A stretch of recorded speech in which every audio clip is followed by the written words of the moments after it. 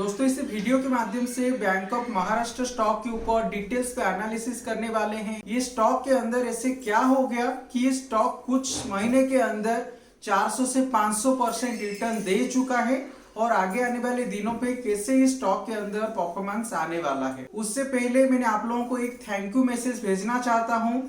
मेरा जो डिक्सन के ऊपर एनालिसिस था और जो उत्कर्ष बैंक के ऊपर एनालिसिस था वो वीडियो को इतना सारा प्यार देने के लिए, उसके लिए आप लोगों को बहुत बहुत धन्यवाद। तो देखिए दोस्तों, ये जो स्टॉक है ये अगर कुछ साल के अंदर देखोगे, ये 2020 के बाद जनरली स्टॉक के अंदर ऑफसाइड मूवमेंट स्टार्ट हुआ है। कुछ साल पहले 2020 तक कंटिन्यू ये बैंक ऑफ महाराष्ट्र स्टॉक धीरे धीरे नीचे की तरफ जा रहा था। तो ये स्टॉक के अंदर ऐसे क्या हो गया कि ये स्टॉक इतना तेजी से ऊपर की तरफ आ रहा है और एक मल्टीबैगर कंपनी बन चुका है। 400 से 500% का रिटर्न इस पे ऑलरेडी मिल चुका है। और सबसे इंपॉर्टेंट चीज है, ये स्टॉक को मैंने कैसे फाइंड आउट किया। देखिए, उत्कर्ष बैंक का स्टॉक मैंने जब एनालिसिस कर रहा था उस टाइम पे मेरे व्यूअर कमेंट सेक्शन पे बोल रहे थे कि बैंक ऑफ महाराष्ट्र स्टॉक के ऊपर भी डिटेल्स एनालिसिस वीडियो लेके आने के लिए। उसके साथ मैंने मेरा जो खुद का एनालिसिस इस पे किया है उसका डिटेल्स पे फॉर्मूला मैंने आप लोगों के साथ शेयर करूंगा। ये फॉर्मूला को वीडियो को पॉज करके नोट डाउन कर लीजिएगा। ये फॉर्मूला आपको काफी मदद करने वाला है। आप अगर कोई भी स्टॉक के अंदर कुछ भी अगर आप सर्च करना चाहते हो, एक अच्छा स्टॉक फाइंड आउट करना चाहते हो, तो ये फॉर्मूला आपका काफी मदद करेगा। तो मैंने अभी ये फॉर्मूला आपको दिखा दे रहा हूँ। आप ये फॉर्मूला को वीडियो को पॉज करके एक बार नोट डाउन कर लीजिए। फिर कैसे मैंने ये फॉर्मूला के माध्यम से ये स्टॉक को फाइंड आउट किया उसके बारे में डिटेल्स पे फंडामेंटल एनालिसिस करके आप लोगों के साथ शेयर करूंगा। उसके साथ फंडामेंटल एंड टेक्निकल को मिक्स करके आगे आने वाले दिनों में ये स्टॉक और कितना ऊपर की तरफ जा सकता है, इसका रेजिस्टेंस किसी लेवल के आसपास आ रहा है और ये फंडामेंटल पॉइंट ऑफ व्यू से भी इसका कितना बड़ा टारगेट आ रहा है, वो डिटेल्स पे हम बात करने जा रहे हैं। देखिए दोस्तों, काफी ज्यादा मेहनत करके मैंने प्रॉपर इंफॉर्मेटिव वीडियो आप लोगों के लिए लेके आ रहा हूँ। अगर आपको वीडियो के माध्यम से कुछ वैल्यू मिल रहा है, वीडियो को लाइक जरूर करना। अगर पहली बार वीडियो को देख रहे हो, चैनल को सब्सक्राइब कर दीजिएगा ताकि मैंने जब भी ऐसे इंफॉर्मेटिव वीडियो लेके आऊंगा उसका नोटिफिकेशन आपके पास पहुंच जाएगा सबसे पहले। तो चलिए दोस्तों, इस स्टॉक के ऊपर प्रॉपर एनालिसिस करके इसके बारे में जानते हैं। दोस्तों, मैंने यहाँ पे स्क्रीनर का साइट को ओपन किया है जहाँ पे मैंने ये क्वेरी को एग्जीक्यूट करके ये स्टॉक को फाइंड आउट किया है। देखिए दोस्तों, ये जो क्वेरी मैंने यहाँ पे लिखा है, ये क्वेरी का क्या मतलब है मैंने पहले आप लोगों को बता दे रहा हूँ। फिर उसके बाद देखो, मुझे सिर्फ एक ही स्टॉक मिला है, तो ये एक अच्छी बात है। काफ़ी ये रिसर्च के बाद एक ही स्टॉक ही मिला जो मैंने आप लोगों के साथ अभी शेयर करने के लिए जा रहा हूँ। तो फंडामेंटली काफ़ी स्ट्रॉन्ग कंपनी है। देखो, मैंने यहाँ पे पहले यहाँ पे डाला है पेग रेशियो जो है ग्रेटर दैन 0 होना चाहिए। तो फंडामेंटल कंपनी के लिए जनरली पेग रेशियो जो है 0 to 1 के अंदर अगर हमको देखने के लिए मिलता है तो वो स्टॉक जो है वो फंडामेंटली काफ़ी स्ट्रॉन्ग होता है और आगे आने वाले दिनों पे हमको अच्छा प्रॉफिट या मुनाफा जनरेट करके देता है। तो देखिए, यहाँ पे मैंने पेग रेशियो इसीलिए 0 से ग्रेटर यहाँ पे डाला है और 0.5 से लेस डाला है। मतलब मुझे 0 to 1 तक नहीं चाहिए, 0 to 0.50 तक चाहिए कि 0 to 0.50 रेंज के अंदर अगर किसी का पेग रेशियो है तो मुझे वो स्टॉक यहाँ पे लिस्ट करके दिखा दे। और उसके बाद मैंने जो करंट प्राइस डाला है, देखो ऐसा नहीं कि मैं बहुत बड़ा स्टॉक दे दूंगा तो लोग उसको बाय नहीं कर पाएंगे, मुझे फिर कमेंट पे रिप्लाई करेंगे सर मुझे एक छोटा वाला स्टॉक जो करंट प्राइस है उसका थोड़ा लेस है वो वाला स्टॉक हमको दीजिए। तो इसीलिए मैंने जो करंट प्राइस डाला 20 रुपीज से लेकर 80 रुपीज तक। ऐसा नहीं देखो मैंने 1 रुपीज 2 रुपीज ऐसे क्यों नहीं डाल रहा हूँ, क्योंकि देखो वो पूरा पेनी स्टॉक हो जाएगा। तो फिर इसीलिए मैंने जनरली मिनिमम 15-20 रुपीज के आसपास जो स्टॉक है या उससे थोड़ा ज्यादा जो स्टॉक है मैंने वो वाला स्टॉक यहाँ पे सर्च करने के लिए जा रहा था। उसके साथ मुझे जो मार्केट कैपिटलाइजेशन चाहिए था, मुझे ऐसा मार्केट कैपिटलाइजेशन चाहिए था जो कि एक लार्ज कैप रेंज के अंदर आता है। क्योंकि देखो जो मार्केट कैपिटलाइजेशन होता है 5000 करोड़ से जो कम वाला कंपनी होता है वो तो स्मॉल कैप के अंदर आ गया, 5 to 20,000 करोड़ जो है वो मिड कैप रेंज के अंदर आ गया। मुझे ऐसे स्टॉक चाहिए था जो कि लार्ज कैप के अंदर आता हो और उसका करंट प्राइस इतना कम पे चल रहा हो और एक फंडामेंटली सही कंपनी होना चाहिए। और उसके साथ देखो मैंने यहाँ पे और एक भी डाला है सर्च लिस्ट पे, और एक क्राइटेरिया ऐड किया है कि डिविडेंड जो है वो 1 से ज्यादा होना चाहिए, मतलब एटलीस्ट वो स्टॉक डिविडेंड दे रहा हो। तो ये सारे अगर आप क्राइटेरिया ऐड करके सर्च करते हो तो आपको एक अच्छा खासा स्टॉक इस पे मिल जाएगा। थोड़ा लॉन्ग टर्म के हिसाब से आप उस पे आपकी इन्वेस्टमेंट कर सकते हो। तो इसीलिए देखो मैंने ये सारे चीजें डाल के जब इस पे सर्च किया, रन दिस क्वेरी किया, तो मुझे बैंक ऑफ महाराष्ट्र यहाँ पे देखने के लिए मिला। उसके बाद मैंने बैंक ऑफ महाराष्ट्र का ये देखो डिटेल्स यहाँ पे ओपन किया है। तो चलिए हम अभी पहले फंडामेंटल पॉइंट ऑफ व्यू से जानते हैं कि स्टॉक कैसा है, उसके बाद ये फंडामेंटल के हिसाब से वो चार्ट के ऊपर कैसे उसका इंपैक्ट आ रहा था, वो भी मैंने चार्ट आपको दिखाऊंगा कि चार्ट के अंदर कैसे इंपैक्ट आ रहा था, और चार्ट के हिसाब से भी ये स्टॉक कितना ऊपर की तरफ जाने वाला है। तो देखो यहाँ पे मार्केट कैपिटलाइजेशन जो है 39,000 करोड़ से ज्यादा है, मतलब एक लार्ज कैप कंपनी के अंदर आता है। करंट प्राइस उसका 52 के पास है। और इस पे देखो लोग जो एक्सपेक्ट कर रहे हैं कि हमको सालाना कितना ये स्टॉक के अंदर रिटर्न मिलना चाहिए, स्टॉक पी उसका 8 के आसपास दिखा रहा है, लेकिन इस पे रिटर्न ऑन इक्विटी जो आ रहा है 22.8% के आसपास ये दिखा रहा है कि 22.8% के आसपास इस पे जनरली रिटर्न हमको देखने के लिए मिल रहा है। पे रेशियो देखो मैंने पहले आपको बता चुका हूँ, उसका 0.35 के आसपास है, तो फंडामेंटली सही कंपनी है। और एक चीज यहाँ पे देखो है, ये प्रोमोटर होल्डिंग के बारे में मैंने आपको डिटेल्स पे बताऊंगा थोड़ा नीचे जब हम उसका सारे प्रोमोटर होल्डिंग देखेंगे।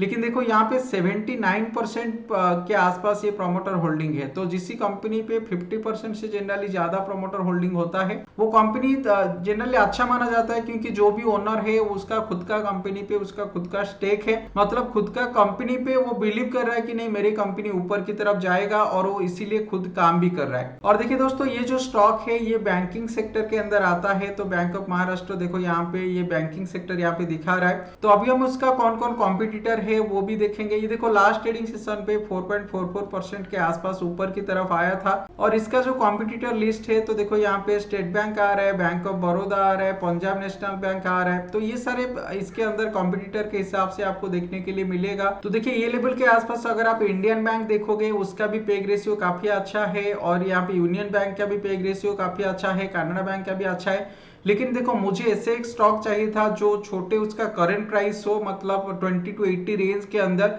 तो ये सारे जो कंपनी है ये 20 से 80 रेंज के अंदर नहीं आ रहे हैं, उससे काफी ज्यादा देखो है, इसीलिए मैंने ये स्टॉक को सिलेक्ट किया। ये 52 के आसपास है, और ये स्टॉक के अंदर काफी पोटेंशियल अभी देखने के लिए मिल रहा है, ये स्टॉक ऊपर की तरफ जाएगा। ये स्टॉक के अंदर क्यों ज्यादा पोटेंशियल है, चलिए उसका एक बार प्रॉफिट एंड लॉस स्टेटमेंट को एक बार चेक कर लेते हैं। देखिए पहले हमको जो फोकस करना है ये फाइनेंशियल प्रॉफिट के ऊपर हम फोकस करेंगे। फाइनेंशियल प्रॉफिट देखो हम कैसे निकालते हैं पहले मैंने वो आपके साथ शेयर कर देता हूँ। और ये फाइनेंशियल प्रॉफिट जो होता है जनरली अगर कंपनी किसी से कोई लोन वगैरह लिया है और उसको लोन अगर चुकता कर रहा है और खुद का कुछ अगर एक्सपेंसेस है, ये सारे चीजें आप अगर एक बार ऐड कर दोगे और जो टोटल रेवेन्यू होता है वो रेवेन्यू से ये सारी चीजें अगर आप डिडक्ट करोगे, जो प्रॉफिट जो बैलेंस आपके पास बच जाता है उसको जनरली फाइनेंशियल प्रॉफिट बोलते हैं। तो देखिए यहाँ पे ये तीनों चीजें यहाँ पे आपको देखने के लिए मिलेगा। यहाँ पे रेवेन्यू मिलेगा, यहाँ पे इंटरेस्ट मिलेगा, यहाँ पे एक्सपेंसेस मिलेगा। तो जनरली इंटरेस्ट के साथ एक्सपेंसेस को ऐड करके रेवेन्यू से माइनस करने के बाद फाइनेंशियल प्रॉफिट देखो यहाँ पे आपको दिखाएगा। तो ये जो फाइनेंशियल प्रॉफिट है ये देखो काफी नेगेटिव पे चल रहा था, लेकिन ये 2023 के बाद ये फाइनेंशियल प्रॉफिट देखो उसका बढ़ना शुरू हो चुका है।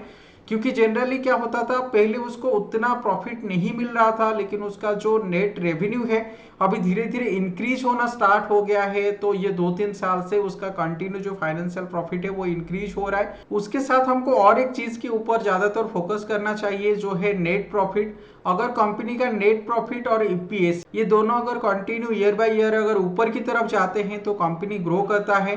तो देखो ये लेवल के आसपास देखो उसका जो नेट प्रॉफिट है यहाँ पे 769 करोड़ के आसपास दिखा रहा था 2013 पे। और ये देखो जो नेट प्रॉफिट है ये कंटिन्यू नीचे की तरफ आ रहा था 2013 से लेकर 2019 तक। ये देखो नेट प्रॉफिट जो है ये नीचे नीचे आ रहा था और ये नेगेटिव पे भी चला गया था। ये जो इम्पैक्ट है ये आपको चार्ट के ऊपर देखने के लिए मिलेगा। ये देखो ऐसा नहीं कि 2013 से ऐसे हो रहा है, ये जनरली 2010 से ऐसे हो रहा है। तो ये इम्पैक्ट देखो मैंने आपको एक बार मंथली कैंडलस्टिक पैटर्न के ऊपर आपको दिखा दे रहा हूं। ये जो इम्पैक्ट है देखो मैंने यहाँ पे ये जो मंथली कैंडलस्टिक पैटर्न ओपन किया है ये आपके साथ शेयर कर रहा हूँ। ये देखो इसी लेवल के आसपास ये 2010 के आसपास ये देखो हाई बनाया था। लगभग ये देखो 80 के आसपास आ गया था, 80 या 85 के आसपास ये देखो हाई बनाया था। और इसके बाद देखो 2010 से लेकर 2020 तक, ये जनरली 19 एंड तक देखो ये स्टॉक कैसे गया है, धीरे धीरे ये स्टॉक नीचे की तरफ ही जा रहा था। ये स्टॉक इसीलिए नीचे जा रहा था क्योंकि यहाँ पे हमको क्लियर कट देखने के लिए मिल रहा है उसका जो नेट प्रॉफिट है, नेट प्रॉफिट देखो कंटिन्यू नीचे की तरफ जा रहा था। उसके बाद 2020 के बाद देखो ये स्टॉक के अंदर अगर आप नेट प्रॉफिट देखोगे कंटिन्यू इंक्रीज होता हुआ जा रहा है, 399 करोड़, उसके बाद 2021 पे 571 करोड़, उसके बाद 1153, 2605, 4072 करोड़, ये 2024 की बात कर रहा हूं। और उसके बाद हम अभी ये मार्च महीना पे एक्सपेक्ट कर रहे हैं जो 2025 पे आने वाला है 4896 करोड़, मतलब लगभग 4900 करोड़ के आसपास ये प्रॉफिट देने वाला है। और देखो इस पे जो ग्रोथ इस पे जो देखने के लिए मिल रहा है, ये ग्रोथ लगभग यहाँ पे आपको 20% के आसपास ग्रोथ देखने के लिए मिलेगा, 17-18% के आसपास ग्रोथ देखने के लिए मिलेगा। और ये सिर्फ आगे आने वाले 5 से 6 महीना के अंदर। और इसीलिए देखो ये स्टॉक का चार्ट के ऊपर भी कैसे इंपैक्ट उसका देखने के लिए मिल रहा है। देखो ये स्टॉक के अंदर 2020 के बाद कैसे ग्रोथ आना शुरू हो चुका है। देखो ये स्टॉक सिर्फ 4 साल के अंदर जो लो ये लेवल के आसपास बना रहा था 11 रुपीज से ये स्टॉक 70 रुपीज के आसपास जाके फिर अभी 50 रुपीज के आसपास ये चल रहा है। तो देखो कुछ साल के अंदर ये स्टॉक 400 से 500% का रिटर्न हमको ये जनरेट करके दे चुका है। ये स्टॉक का फंडामेंटल के हिसाब से ये स्टॉक ऊपर की तरफ जा रहा है, मतलब नेट प्रॉफिट आ रहा है, उसके हिसाब से ये चार्ट देखो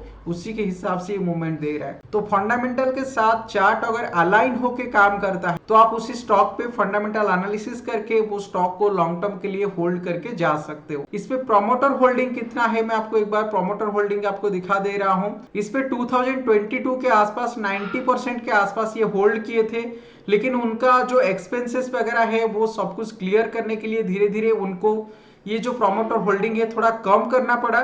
लेकिन ये देखो 90 से कम होके 79 के आसपास आया है, 11% प्रोमोटर होल्डिंग यहाँ पे कम हुआ है। लेकिन एक चीज यहाँ पे आपको नोटिस करने वाली बात है, तो ये जो प्रोमोटर होल्डिंग था जो वो सेल किए हैं वो बाय कौन किया है? क्या रिटेलर पीपल उसको बाय कर रहे हैं या कोई इंस्टीट्यूशनल इन्वेस्टर उसको बाय कर रहे हैं? तो ये लेवल के आसपास देखो FII का डाटा अगर आप देखोगे 0.13% से बढ़कर ये 1.93% के आसपास आ चुका है, मतलब लगभग 2% के आसपास FII का इन्वेस्टमेंट इस पे बढ़ा है ये बैंक के अंदर। और इस पे DII का इन्वेस्टमेंट देखो 3.74 से बढ़कर 11.02 के आसपास आ चुका है। तो DII का जो इन्वेस्टमेंट है 7% के आसपास इन्वेस्टमेंट उस पे DII का बढ़ा है। और ये जो रिटेलर पीपल पब्लिक का जो इन्वेस्टमेंट है 5% से 7% के आसपास आया है। तो पब्लिक का इन्वेस्टमेंट कितना बढ़ा है इस पे? सिर्फ 2%। इसीलिए ये जो मूवमेंट जो आ रहा है इस पे पब्लिक इस पे कोई पैसा नहीं कमा रहा है, क्योंकि पब्लिक तो और कुछ स्टॉक के अंदर इन्वेस्टमेंट करके बैठा है। लेकिन ये स्टॉक के अंदर DII ने